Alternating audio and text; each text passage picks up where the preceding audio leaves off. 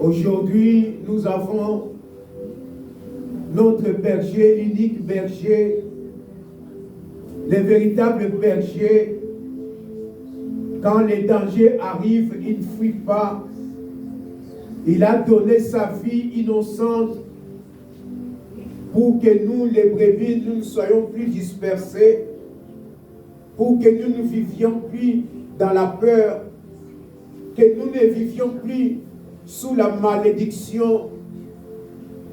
Il nous a transportés, il nous a aimés, il a versé son sang pour nous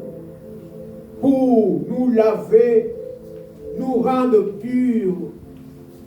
Oh Yahweh, merci d'avoir créé l'œuvre de Jésus-Christ.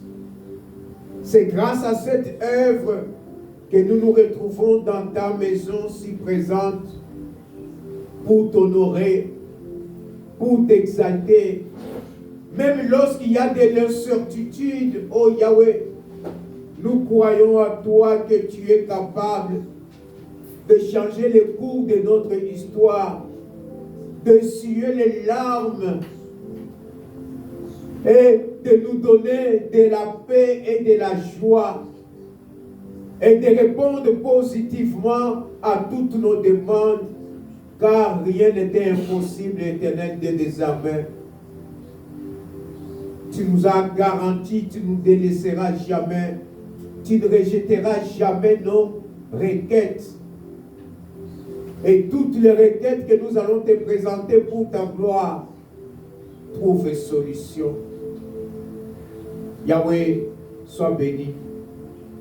Parle-nous. Je veux que par ta grâce, tout ce qui est doute, tout ce qui est confusion, tout ce qui est aveuglement spirituel, en vertu de cette force qui agit puissamment en moi, cette force qui vient de toi,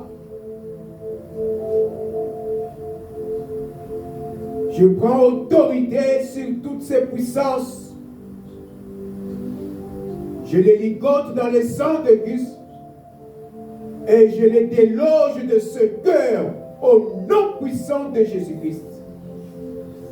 Que ta parole qui est vivante, ce marteau qui brise les rocs, agisse. Et que toi, Père, tu confirmes ta parole. Saint-Esprit, parle. Rends cette parole vivante en chacun de nous, dans le nom de Jésus-Christ. Amen. Amen. Merci mes frères, merci mes sœurs d'être là. C'est une joie, c'est une bénédiction que nous nous retrouvions encore ce dimanche ensemble.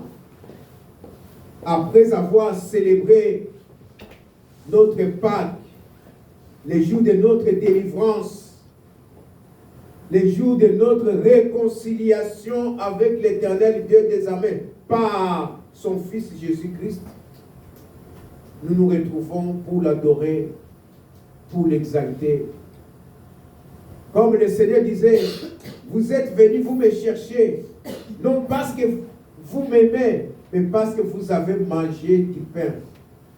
Et nous prouvons aujourd'hui que ce n'était pas pour le pain, mais nous sommes là pour adorer, exalter les rois des rois, les seigneurs des seigneurs qui nous aiment. Que Dieu vous bénisse. Nous continuons dans le thème général, je n'ai pas honte de l'évangile. Le sous-thème d'aujourd'hui, il est temps de marcher que par la foi. J'insiste et je réponds. Il est temps de marcher que par la foi. On peut marcher par la foi. Mais aujourd'hui, j'insiste sur les que. Exclusivité, on doit nécessairement, en tant qu'enfant de Dieu, marcher que par la foi. Nous allons lire des passages principaux. Les premiers, c'est dans Luc, chapitre 18, verset 22. Et le deuxième, c'est dans Ecclésiaste, chapitre 11, verset 1. Luc 18, 22 et Ecclésiaste, dans l'Ancien Testament, chapitre 11, verset 1. Pouvons-nous nous tenir debout? Je vais lire pour la gloire du Seigneur. Luc 18, 22. Jésus, ayant entendu cela, lui dit, il te manque encore une chose. Vends tout ce que tu as, distribue-les aux pauvres, et tu auras un trésor dans le ciel. Oui, viens et suis-moi. Il te manque encore une chose. Vends tout ce que tu as, distribue-les aux pauvres, et tu auras un trésor dans le ciel. Puis viens et suis-moi. Dans Ecclésiaste, chapitre 11, verset 1, jette ton pain sur la face des eaux, car avec le temps, tu les retrouveras. Avec le temps, tu les retrouveras. C'est la parole que le Seigneur nous donne cet après-midi. Amen. Amen. Mes frères et sœurs, je veux annoncer cela, mais je veux que chacun de nous soit attentif à ce que le Saint-Esprit est en train de lui transmettre. Parce que ce message, c'est pour toi. Et particulièrement pour toi. Et pour nous tous. C'est des passages, quand nous les lisons, on dirait que c'est de la folie. Comment tu peux prendre du pain, tu mets ça sur la face des eaux, et la Bible dit, avec le temps, tu les retrouveras. C'est absurde. Selon la logique humaine, l'intelligence, la logique intellectuelle, c'est impossible que tu prennes du pain, tu le jettes dans une rivière, et après le temps, tu vas retrouver ce pain-là.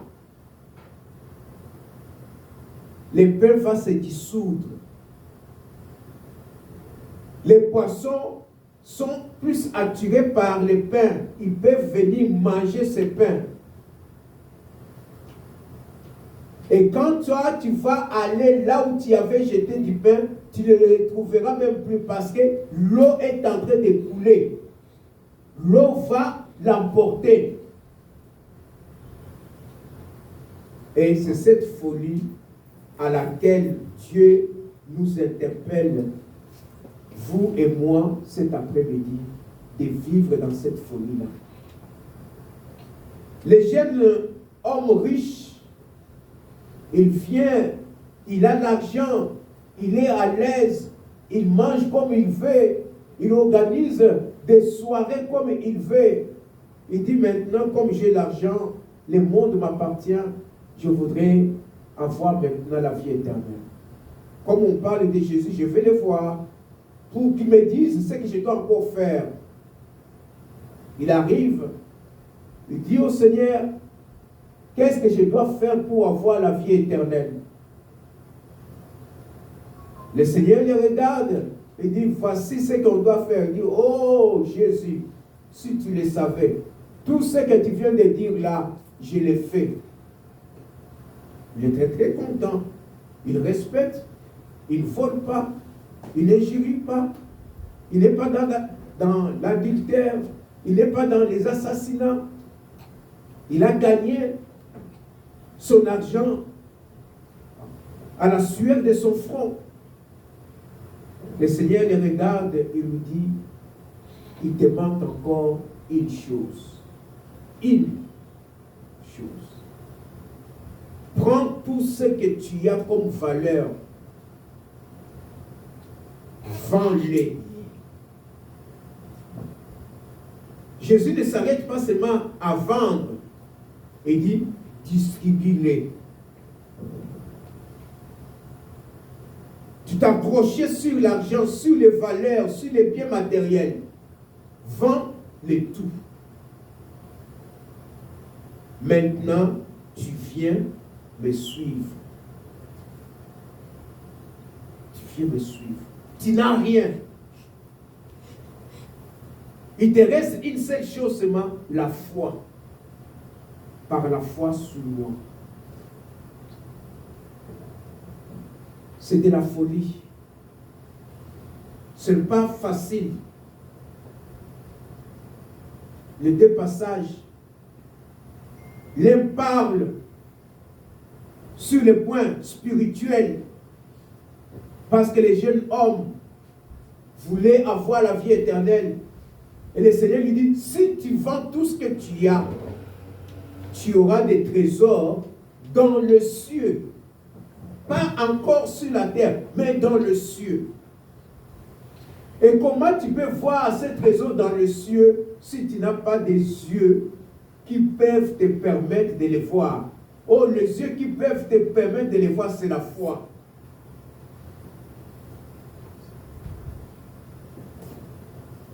Les jeunes hommes me regardent et il s'en va. Nous sommes dans ce monde, mais nous ne sommes plus de ce monde. Il y a une grande différence de notre façon de vivre en tant qu'enfant. Il y a beaucoup de choses qui se passent dans ce monde qui peuvent vous prendre toute la journée. Et peut-être même qui ne sont pas des péchés. Mais ces choses-là, au fur et à mesure, les diables les utilisent pour t'éloigner de Dieu. Nous sommes dans ce monde, mais nous ne sommes plus de ce monde. Le monde a sa façon de voir les choses. Les disciples de Jésus-Christ ont une autre façon de voir et de marcher dans ce monde. Le monde, pour lui, il veut tout d'abord voir. Quand il voit, il croit. Quand il voit, il accepte. Ça, c'est le monde. C'est ce que Thomas a exprimé. Je dois voir de mes propres yeux. Est-ce qu'il y a des trous dans ses mains? Est-ce qu'il y a ces blessures que j'ai vues sur la croix de Golgotha? Si je ne vois pas ces plaies-là, ces trous-là, ce n'est pas lui qui est ressuscité. Il a voulu voir avant de croire. Et quand le Seigneur, il a rencontré le Seigneur ressuscité, il a vu qu'il était heureux.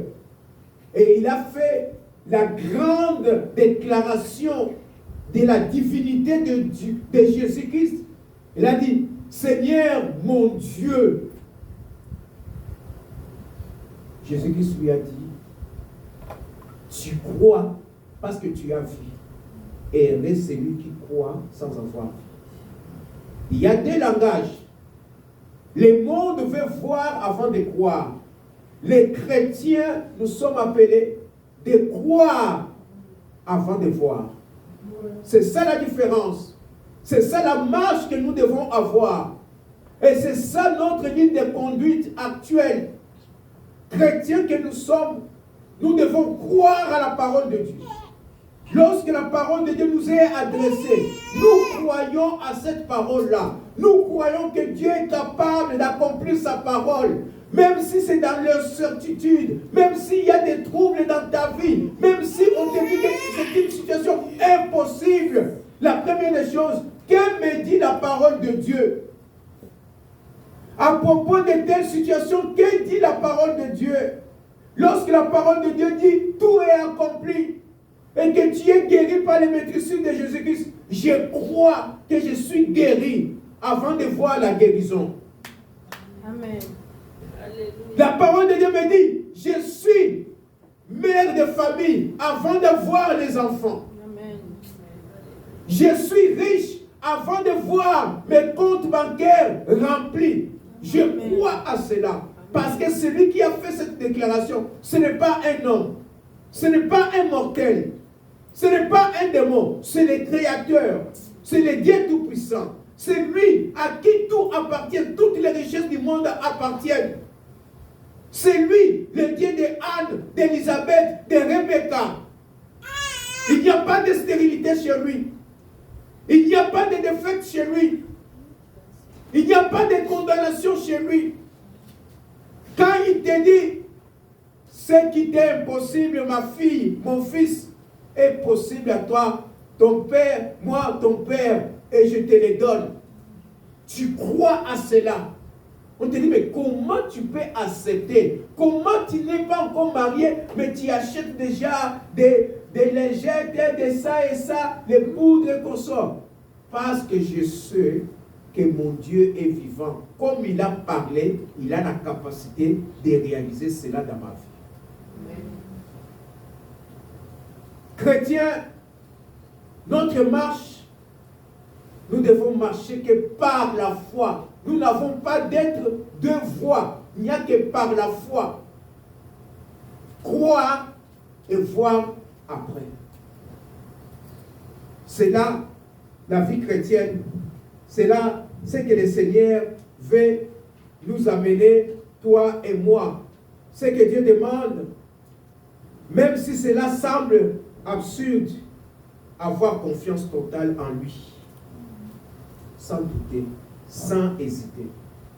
Accepter pour la gloire de Dieu de vivre dans les surnaturels. La foi, c'est quelque chose qui est surnaturel. Accepter les surnaturels dans la vie. Pas n'importe quel surnaturel, mais les surnaturels qui viennent de l'Éternel de les amener. Si tu n'acceptes pas cela, le monde va t'aveugler, tu seras dessus. Il y a des gens qui fabriquent des miracles, qui fabriquent du surnaturel. Le diable n'a rien créé, il ne fait qu'imiter ce qu'il voit de la part du Seigneur. Accepte le surnaturel. Dans 1 Roi chapitre 17, versets 11 à 14. 1 Roi 17, 11 à 14. Dieu envoie son serviteur Élie chez une veuve, la veuve de Sarepta. À l'époque, les veuves, c'était des personnes les plus misérables, les plus pauvres. Élie demande de l'eau. Et après, il demande à manger auprès de cette veuve. La veuve lui dit, tu vois tel que ce que je suis en train de faire. Je ramasse 2 morceaux de bois. Je vais préparer la galette pour moi et pour mon fils. Nous mangeons. Et après quoi? C'est la mort. Donc, nous n'avons plus rien. Quand les gens se réjouissent là-bas, ils fêtent, ils regardent dans leur congélateur, réfrigérateur. Nous n'avons rien. Un peu de farine, un peu d'huile. Et dès qu'on les prépare, on ne dira pas, non, des bonus, non. Qu'est-ce que le serviteur de Dieu lui dit? Merci de l'avoir dit, mais fais-le comme tu l'as dit. Tu prépares premièrement pour moi, Élie. Quel égoïsme. Tu prépares pour moi. Je mange et après, vous préparez pour vous deux. Mais il fait libérer la parole de Dieu. Telle dit la parole de Dieu. Il ne manquera point de farine et d'huile tant que cette sécheresse va subsister. La veuve, au lieu de dire, il n'y a que peu ça, elle a fait, elle a obéi, elle a cru à la parole de Dieu libérée par son serviteur Élie. Elle a préparé tout d'abord pour Élie, mais la farine ne s'est pas épuisée et l'huile ne s'est pas épuisée. C'est toi et moi qui sommes interpellés. Nous nous débattons pour des situations. On n'a pas payé au pic des crises. Je suis arrivé en retard au travail. À cause de ça, on est dans tous ces états. As-tu demandé à Dieu pourquoi tu es en retard? As-tu demandé à Dieu pourquoi cette situation est arrivée? N'est-ce pas que cela est arrivé pour que tu sois témoin de sa gloire? Quand chaque chose arrive dans ta vie, la première des choses, qu'est-ce que tu veux m'apprendre, mon Dieu? Et quand il te répond, prends maintenant la décision. Nous nous précipitons comme les gens du monde. Pourquoi il y a des suicides dans ce monde? Au Canada, en Suisse, des pays développés. C'est parce qu'il manque les conseillers, les consolateurs que toi et moi, nous avons. Si réellement nous avons reçu Jésus-Christ, le consolateur est là pour te dire, ne panique pas. Je ne te délaisserai pas. Ils ont pris cette décision. Tu ne partiras pas. C'est moi, ton Dieu, qui est le dernier mot. Nous devons croire exige de l'obéissance. Avoir la foi. La foi, on a confiance. On croit à cette parole-là et on obéit. On obéit comme un fou. On ne raisonne pas avec la sagesse humaine. On ne raisonne pas avec l'intelligence apprise à l'école. Mais on raisonne avec l'intelligence renouvelée venue du ciel. Avec la sagesse de Dieu. Qui croit à la parole de Dieu. Ainsi dit l'Éternel. Et quand ça sort, c'est avec puissance, c'est avec vérité et c'est avec effet. Nous voulons voir la réalisation brusquement. Dieu peut le faire. Il est capable. Il peut le faire après un jour, une semaine, après des années. Il va faire tout ce que nous devons savoir.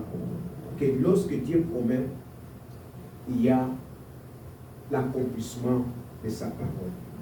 Il est parfois difficile de plaire à Dieu ou de parler de Dieu avec assurance lorsqu'on ne veut pas croire à la parole de Dieu. On a peur. Quelqu'un qui a peur de l'évangélisation, c'est parce qu'il ne croit pas à la parole de Dieu.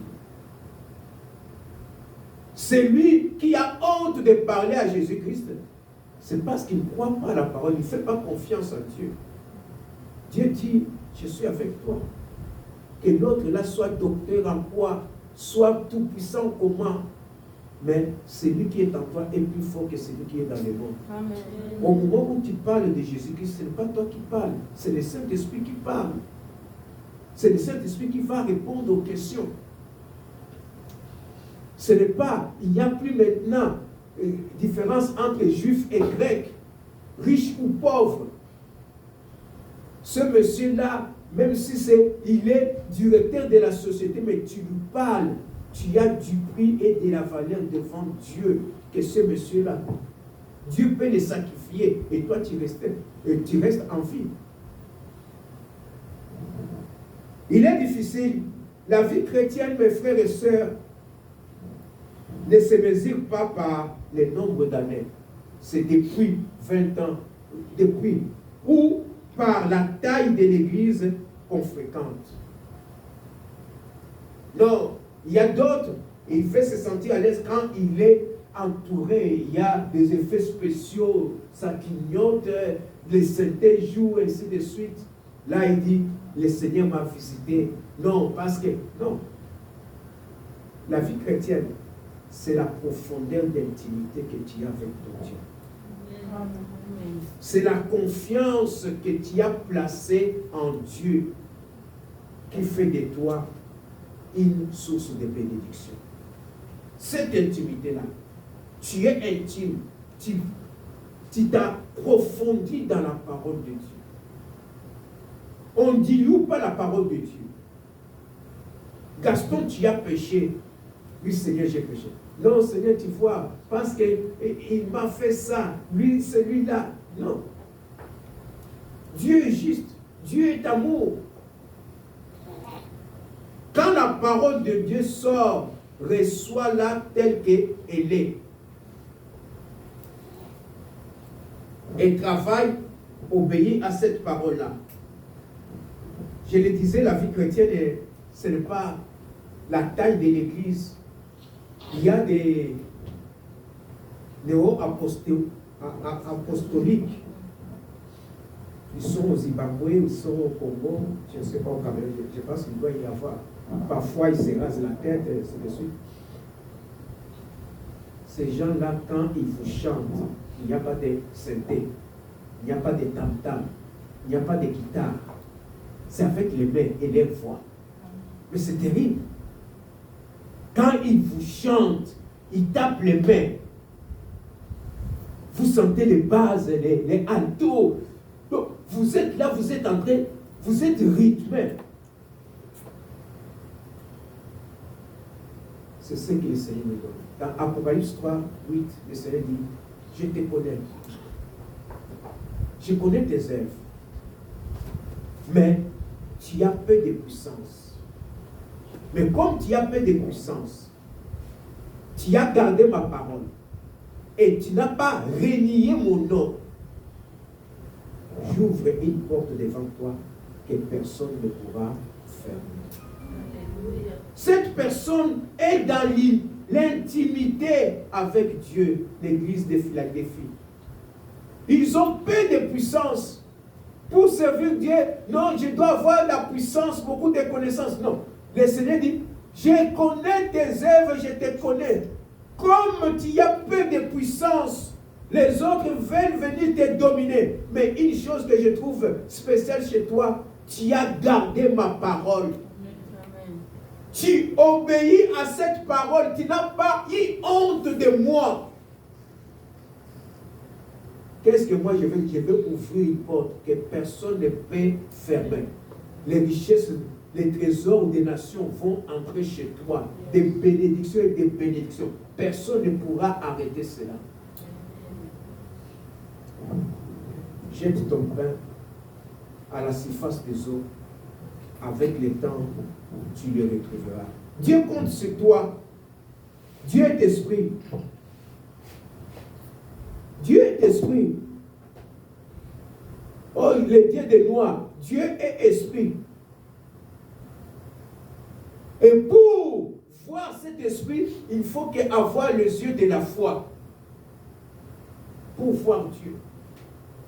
Ouvre les yeux de mon cœur. J'aime cette chanson-là. Car on veut te voir. Les yeux du cœur, les yeux de la foi. Pas avec les yeux humains. Tu pries, tu te mets à genoux, tu ne vois personne, mais tu sais que Dieu est là. Tu sais que Dieu t'écoute. Et tu sais que tu es convaincu qu'il va répondre à cette situation-là. C'est ça la foi. C'est ça croire à la parole de Dieu. Que faire face à cet ordre que Dieu nous donne? Parce qu'il dit, vends ce que tu as. Et après, distribue-le. Ce sont des ordres. Puis, viens, suis-moi. Vends, distribue, viens, suis-moi. Dans Ecclésiaste, il dit, jette ton pain. Ce sont des ordres que le Seigneur nous donne. Sur le plan spirituel et sur le plan matériel, il dit de le faire. Au lieu d'imiter Jésus-Christ, on veut imiter plus le monde. Je gagne combien? Je gagne $8 par mois. Alors, comme il n'y a pas de corruption ici, c'est difficile. Bon, je paye 500 pour la maison, mes habits et tout ça. Je paye 300. Il me reste 200. 200, c'est pour... Je prends 100 pour un peu acheter les billets d'autobus. Et je fais ça, je fais ça. Bon, pour Dieu, je garde seulement $5. Et le reste, je vois, c'est ça ma vie. Tu es là, tu es accroché à cela. Ça, c'est raisonner en tant qu'humain. Ce n'est pas mauvais. Mais Dieu te dit, tu dois marcher par la foi. Savoir que ton Dieu te dit, je ne t'abandonnerai pas, je ne te délaisserai pas. Il ne va pas t'abandonner quand les factures vont venir. Il ne va pas t'abandonner quand tu recevras les téléphones de l'Afrique où on a besoin d'argent. Et pourtant que tu n'as que $1000, il te reste tout et juste.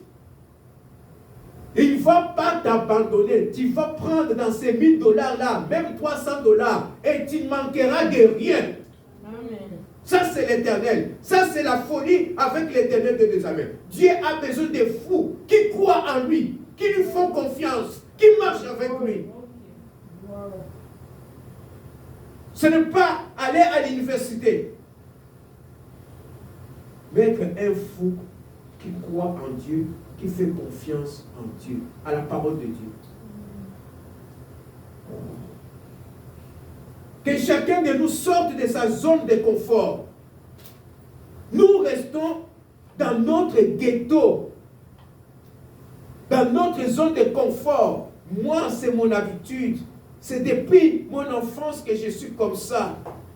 Dans notre famille, dans notre lignée, c'est toujours comme ça. Sors de ta zone de confort. Jésus-Christ te donne une autre zone.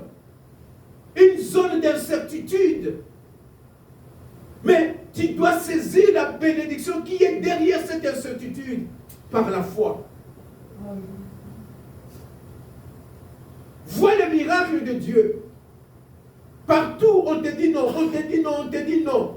Mais qu'est-ce que Jésus-Christ a dit? Lorsqu'il te dit oui, moi je marche tant qu'il m'a dit oui. Et lorsqu'il dit oui, cela va s'accomplir. Parce qu'il est Dieu. Romains chapitre 4, versets 17 à 21. Abraham il est sorti de sa zone de confort. Malgré son âge, 100 ans, Dieu lui dit, tu vas avoir un enfant. Et sa femme était déjà dans la période de ménopause prolongée. Mais par la foi, Abraham a cru. Il a cru que ce n'est pas parce que ce corps est usé que j'ai 100 ans. Mais comme c'est Dieu, mon créateur, me dit que je vais avoir un enfant avec Sarah et que cela va s'accomplir. Par la foi, il a saisi cela et il a eu son Isaac. Voilà pourquoi, mes bien-aimés, la logique du monde nous éloigne de la gloire de Dieu. Par la foi, approchons-nous de l'Éternel de désormais. Quand la Bible dit vous êtes tous fils de Dieu par la foi en Jésus-Christ. Galates 3, 26. Si je n'ai pas la foi, comment je peux accepter? Tel que vous me voyez, je suis Gaston. Mes parents, tous ceux qui me connaissent, ils connaissent ma taille, ils connaissent ainsi de suite. On me dit, c'est le fils de tel. Mais la Bible dit, je suis fils de Dieu. Comment saisir cela? Je suis fils, je suis de l'Afrique, je suis noir, je suis comme ça. Mais la Bible dit, tu es fils de Dieu. c'est avec les yeux de la foi que je vais accepter que j'ai une nouvelle identité. Dans cette nouvelle identité, je ne suis pas un loser. Je ne perdrai jamais. Je serai toujours gagnant. Amen. Je ne marche pas parce que je suis noir, parce qu'il y a de l'injustice, du racisme, de la discrimination, patati patata. Non, je marche parce que celui qui m'a créé a dit que je suis fils de Dieu, je suis héritier. Son héritier et co-héritier en Jésus-Christ. Quand je suis héritier, je ne manque de rien. Absolument de rien. Il y a des stars à Hollywood qui ont des enfants, ils disent, tel, j'ai réparti, ils savent. Ils peuvent puiser, demander à son père dans cet héritage-là. Il y a d'autres qui refusent. Mais le Seigneur dit, nous sommes ses héritiers. Qu'est-ce que je peux manquer? Malgré ton âge, malgré ce qui se passe, qu'est-ce que tu peux manquer? Parce qu'il ne ment jamais. Il est fidèle, il est capable. Ton corps, c'est lui qui l'a tissé. Quelle que soit la maladie que tu peux avoir, quand il dit un mot, la maladie part. Si on marche par la foi, il n'y aura pas de... Si on ne marche pas par la foi, il n'y aura pas de croissance spirituelle. Comment tu peux accepter ta nouvelle identité si tu ne crois pas, si tu n'as pas la foi? Voilà pourquoi il y a des gens, ils sont là, mais ils ne croissent pas spirituellement. Nous devons jeter ce que nous avons. Et qu'est-ce que nous devons vendre? Vendre tout ce qui est plaisir du monde. L'orgueil. Il y a des gens qui ont fait de l'orgueil leur seconde nature. Il y a des gens qui ont fait du mensonge leur seconde nature. Il y a des gens qui ont fait de l'égoïsme leur seconde nature. Et pour eux, ce n'est plus mauvais parce que c'est ma façon. J'ai grandi comme ça. C'est ma façon d'être. L'insolence, ça sort. Non, c'est ma façon. Moi, je parle comme ça. Nous devons nous laisser conduire. Nous devons être humbles et vendre ce que nous avons plus de valeur. Il y avait un professeur, pasteur, éloquent. Quand il parle, quand il prêche, vous le faites. Il n'y a pas d'erreur d'orthographe. Très éloquent. Mais dans cette éloquence, c'était devenu de l'orgueil. Qu'est-ce que le Seigneur a fait? Il est tombé malade, AVC. Des amis pasteurs sont venus, ils ont prié. L'AVC est parti. Mais chaque fois qu'il se mettait pour prêcher, les mots qui sortaient, c'était les mots en lingala. Parce que les Français, quand ils parlent français, ils perdaient la fluidité des mots. Sauf en lingala. Qu'est-ce que Dieu a fait? Dieu l'a humilié. Parce qu'avec l'éloquence qu'il avait, il croyait que c'est lui qui pouvait tout contrôler, pouvait tout dicter. Et depuis ce jour-là, il marchait normalement, mais quand on l'invite ou bien il doit parler, il prêche qu'en lingala, en français, il ne pouvait plus prêcher. Toute l'éloquence partit. C'est ainsi que Dieu humilie parfois les gens. Toi et moi, le Seigneur nous a parlé. Nous devons vendre ce que nous avons des valeurs. On s'approche sur l'argent. J'ai $1000 dans les comptes. Je peux faire ça. Mais Dieu te demande maintenant de dépenser $3000. Lorsque tu n'as que $1000, il te dit de dépenser $3000. Tu dois vendre ce que tu as plus de valeur. Tu dois lâcher ce que tu crois, tu t'accroches à cela. Spirituellement, abandonne cela. La Bible nous dit, on doit accepter de lâcher prise. Mes frères et sœurs, on peut prêcher, mais chacun de nous doit prendre une décision. Moi, j'abandonne. Je lâche prise. Je veux voir la gloire de Dieu. 1 Timothée 6, 8 à 10. L'argent, l'amour de l'argent endurcissent le cœur. Et je voudrais, par la même occasion, remercier encore une fois de plus les membres de cette église. Une petite église que nous sommes. Mais chaque mois, nous parvenons à payer les loyers de cette église. Il y a des mamans qui contribuent. Combien elles gagnent? Mais elles donnent. Non, ça c'est la part des mamans. Les frères et les sœurs contribuent. Et le monsieur nous voit que nous sommes vraiment très sérieux. Je ne sais pas si il voulait nous essayer, parce que le contrat était de 3 mois. Chaque 3 mois, nous payons. Maintenant, il nous a donné une facture de 5 mois.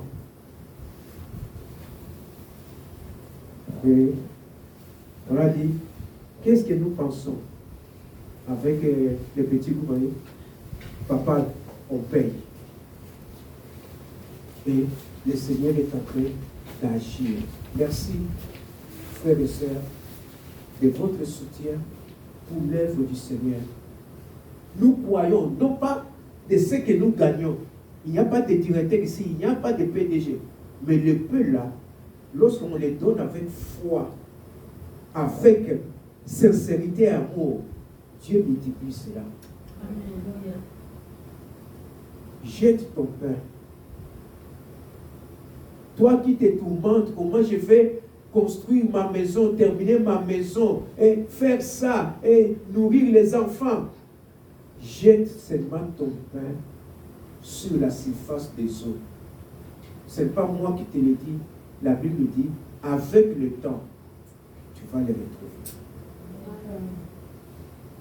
Et peut-être tu vas les retrouver au centime. Lorsque tu sacrifies pour toi, vous avez jeté votre pain, votre argent pour payer les loyers de cette église. Pensez-vous que Dieu est aveugle? Pensez-vous que Dieu est ingrat?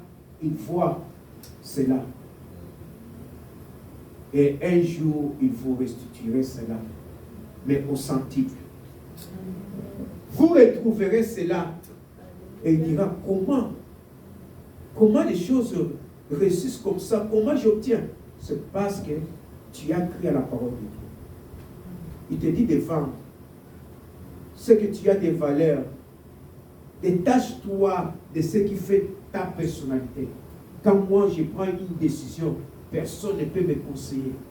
Quand moi je me fâche, personne ne peut s'approcher de moi. Parce que, non, quand moi, non. Bien-aimé, vends ce que tu as. Les enfants de Dieu, l'une des caractéristiques des enfants de Dieu, c'est ceux qui pardonnent facilement.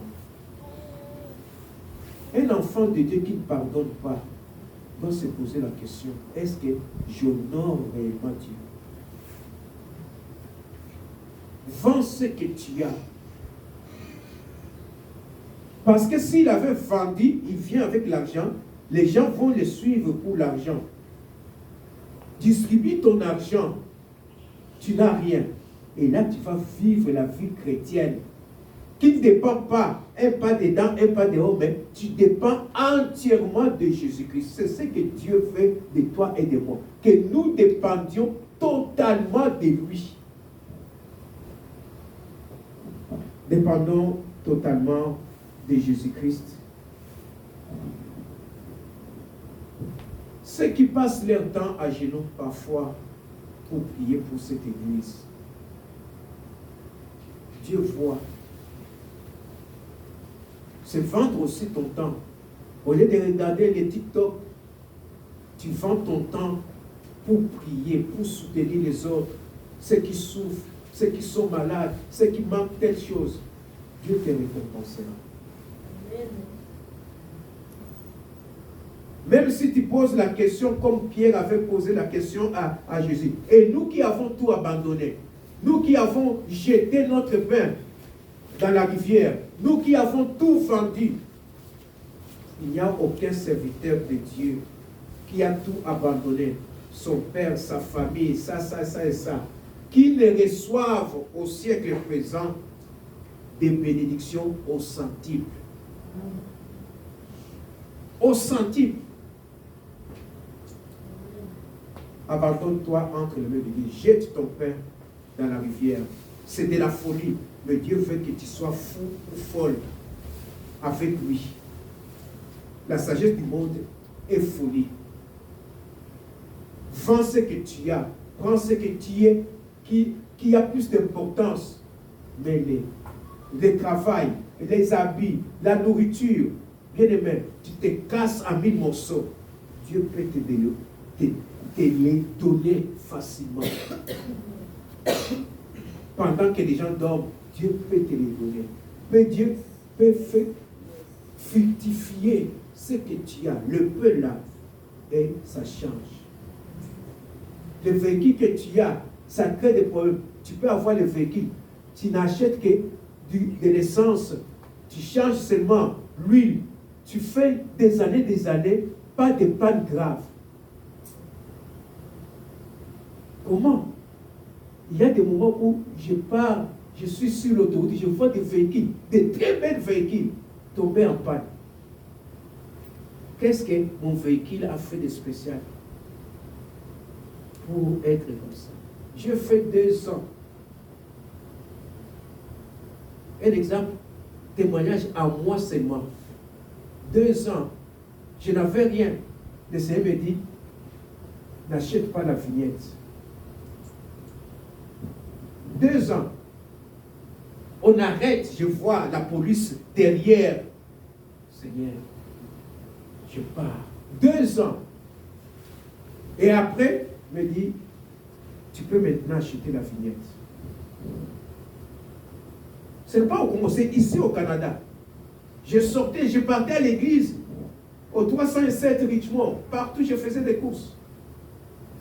Et j'ai acheté la vignette. Je viens frère, pasteur, je ne suis pas venu parce que je n'avais pas acheté l'assurance, je n'avais pas de vignette. Je ne pouvais pas lui donner mon témoignage parce que c'était un témoignage qui m'était adressé. Et j'ai vécu ça 2 ans. J'ai dit à mon épouse, le Seigneur me dit de ne pas acheter la vignette, pas d'assurance. 2 ans. Je roulais, je sortais au papier. Et le moment venu, il me dit, tu peux acheter maintenant la vignette. Et je l'ai acheté. Tu auras des règlements de la part du Seigneur. Amen. Quand tu sais jeter le pain, quand tu sais vendre et t'abandonner entre les mains de Dieu. Ainsi, mes frères et sœurs, tout ce que j'ai fait, marchons par la foi. Les problèmes que tu as, ne les résous pas avec ton intelligence, avec ta force. Résous-les par la foi. Que dit la parole de Dieu et agis en fonction de la parole de Dieu. Crois avant de voir. Jette ce qui a de la valeur. Donne pour la gloire du Seigneur. Aie confiance en Dieu. Et avec le temps, tu vas retrouver cela et ressentir. Que Dieu bénisse sa parole. Amen. Amen.